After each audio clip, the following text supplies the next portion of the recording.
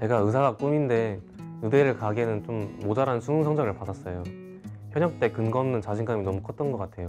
나는 이 정도만 공부해도 수능은 잘 볼 거야 라고 생각했던 제 자신이 좀 부끄럽고 후회스러웠었어요. 그래서 1년간 제대로 공부하고 싶다는 생각이 들어서 재수를 결심하게 됐어요. 재수 결심 시 가장 두려웠던 거는 아무래도 모든 재수생이 똑같이 생각하는 걸 것 같은데, 내가 1년 동안 정말 공부만 할 수 있을까 하는 저에 대한 불신이었어요. 근데 쓸데없는 생각이었더라고요. 충분히 할 수 있더라고요. 네.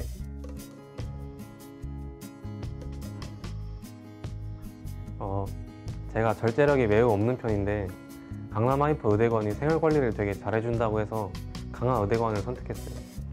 솔직히 남녀 대화도 비교적 자유롭고 관리도 덜 빡센 다른 기숙학원으로 가고 싶었는데 1년 뒤에 저를 위해 정말 꾹 참고 강화 의대관에 등록했어요. 여기서는 공부만 할 수 있도록 관리를 되게 잘해줘요. 억압적이라고 생각할 수도 있겠는데 그래도 재수하기로 마음먹은 이상 이런 빡센 관리는 당연히 감내해야 된다고 생각해요. 전 이런 관리가 제가 성공할 수 있었던 이유이고 의대관을 선택한 게 정말 잘한 선택인 것 같아요.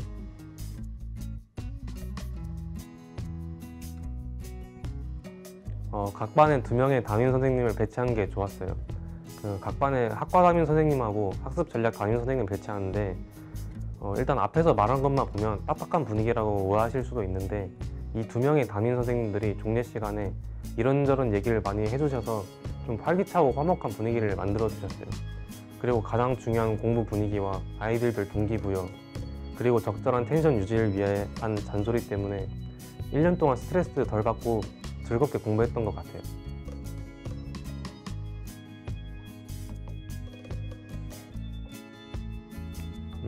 재수하기 전에는 제 목표를 위해 뚜렷하게 노력했던 적이 거의 없었어요.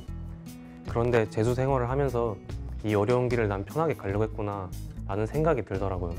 이렇게 반성하면서 제 목표를 이루기 위해 많은 노력을 했어요.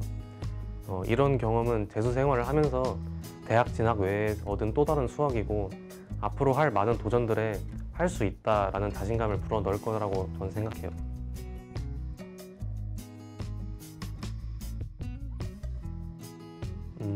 저는 수업을 적극 활용했어요. 1년 동안 맨 앞자리에 앉으면서 수업만 들었는데 이게 진짜 재수 성공할 수 있었던 가장 큰 이유라고 생각해요. 또 수업을 들을 때 이 선생님은 어떤 생각을 가지고 문제 또는 지문에 접근하는 걸까 등의 선생님의 시각을 궁금해하면서 들으면 선생님의 문제 보는 방식이나 글을 읽는 방식, 노하우 등을 좀 깨닫게 돼가지고 도움이 많이 돼요.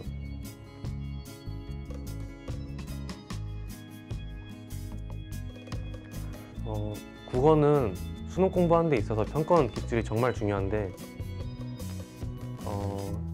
평가원 기출을 반복하면서 평가원이 글을 어떻게 썼는지, 이 문장은 왜 쓰였는지 등을 알아나가는 게 수능을 보는 데 있어서 정말 중요하다고 생각해요. 저는 기출문제를 정말 마르고 닳도록 풀었는데요. 우선 기출문제를 모의고사 풀듯이 풀면서 시간을 기록했어요. 그리고 풀면서 조금이라도 애매했던 것들은 표시를 해뒀고요. 그리고 채점하고 하루 뒤든 이틀 뒤든 다음에 국어 공부를 할 때 다시 보면서 애매했던 거나 틀렸던 문제의 선지 근거를 찾으려고 노력을 했어요. 이 선지의 근거를 예로 해도 되나? 이 선지의 근거는 어디 있는 거지? 등등 제 나름의 논리대로 많은 고민을 했고요. 이렇게 국어는 이런 식으로 많은 고민을 하면서 분석하면 실력이 오르는 것 같아요. 그리고 답지랑 비교하면서 내 논리가 맞는지 틀리는지 점검하고, 틀렸다면 왜 내가 틀리게 생각하고 답지는 왜 맞는지 등을 많이 생각해 봤어요. 비문학 공부를 할 때 지문을 문단별로 요약하고 화살표 같은 걸 이용해 가지고 도식화를 하면서 정리를 했는데 이런 식으로 공부하면 시험 볼 때 예측하면서 글을 읽는 데 편하고 문장의 존재 이유라든가 중심 내용 등을 무의식적으로 생각하면서 글을 읽게 되더라고요. 그리고 학원에 국어쌤이 하셨던 말이 하나 있어요. 국어 지문을 읽는 게 재밌다고 느껴지면 안정적으로 1등급이 나온다 라고요.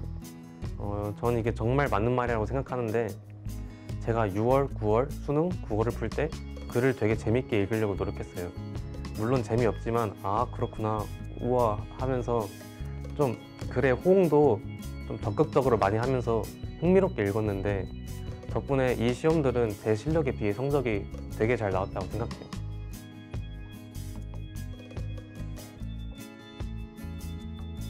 수학 공부는 개념이 중요하다고 생각해요. 개념이 잘 잡혀 있어야 문제에서 어떤 개념을 써먹어야 할지 생각이 잘 들거든요. 우선 교과서나 개념서로 개념 정주행을 한 번씩 하시는 걸 추천드려요.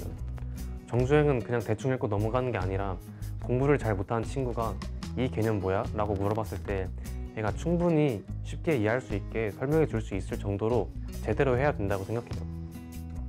그리고 문제풀이는 기출문제, 특히 6월, 9월 수능을 적극 활용하세요. 진짜 저는 전과목 수능 공부는 이 평가원 기출 반복의 핵심이라고 생각해요.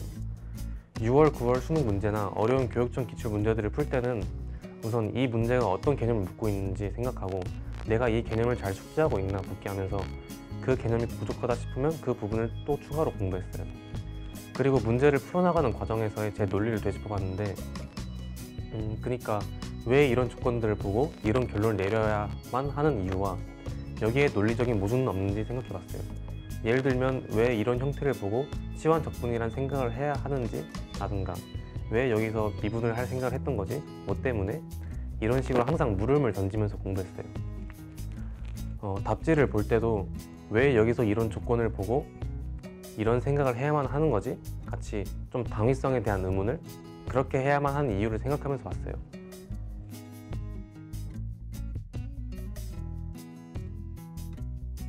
일단 과학은 개념만 알면 다 풀 수 있어요.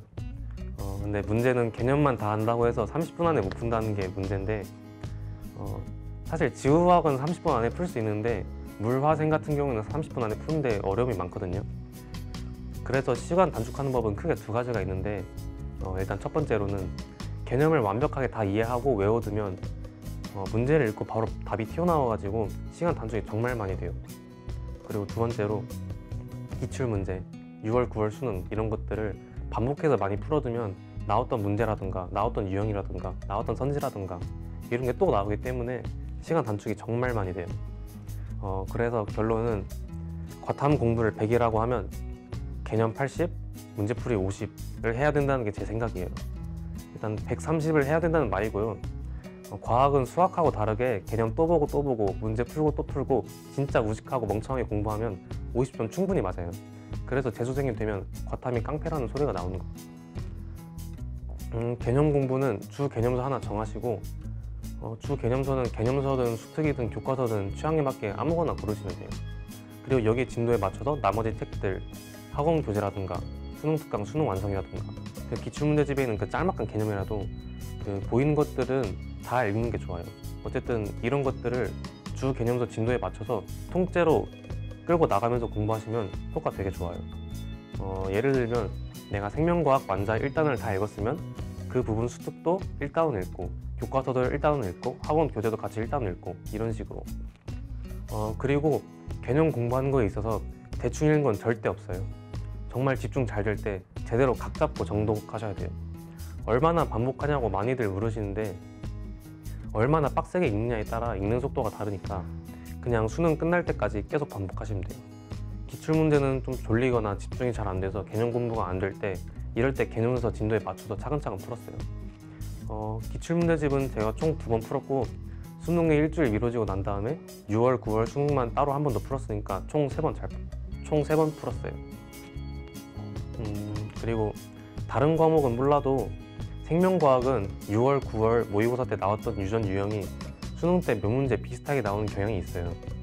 이게 2017학년도 수능부터 본격적으로 드러났는데 일단 제가 기억나는 것만 해도 14번, 17번 이 두 개거든요. 그리고 2018학년도에는 이게 정말 심하게 나타났어요.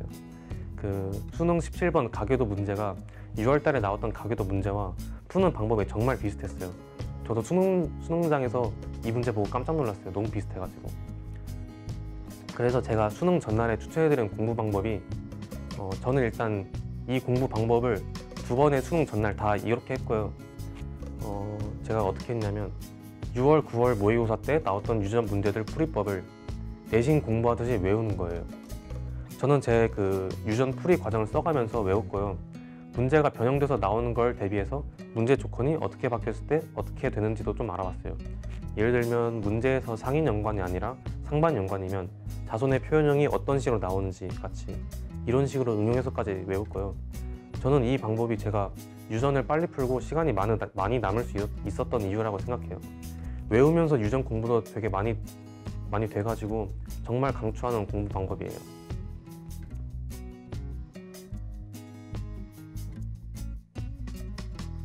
좋은 인간관계를 만드는 게 기숙학원에 갇혀 지내는 생활에서 정말 좋다고 생각해요. 쉬는 시간이나 점심, 저녁 시간에 애들하고 놀면서 학업에 대한 스트레스도 잊을 수 있고 덕분에 즐거운 마음으로 1년 내내 공부를 할 수 있었던 것 같아요.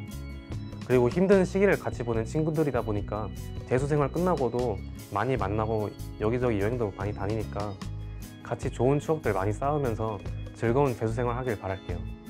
그렇다고 자습시간에 이런 추억 쌓다 보면 정말 큰일 나요.